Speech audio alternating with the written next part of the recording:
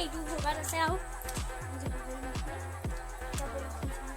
কাৰ কাৰ ঘৰত কঁঠাল গছ আছে কমেণ্টত ক'বচোন দেই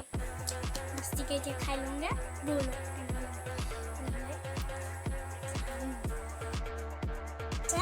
চাই পিঠা খাই দিওঁ ব'ল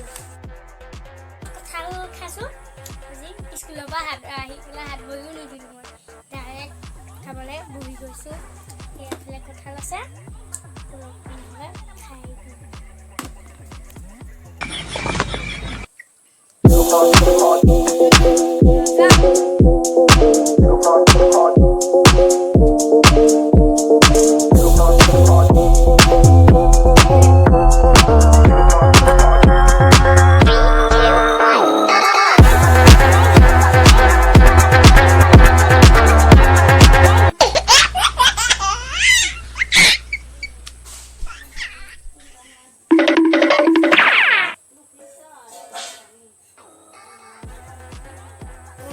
ভিডিঅ'টো লাইক কৰি দিব শ্বেয়াৰ কৰি দিব চেনেলটো ছাবস্ক্ৰাইব কৰি দিব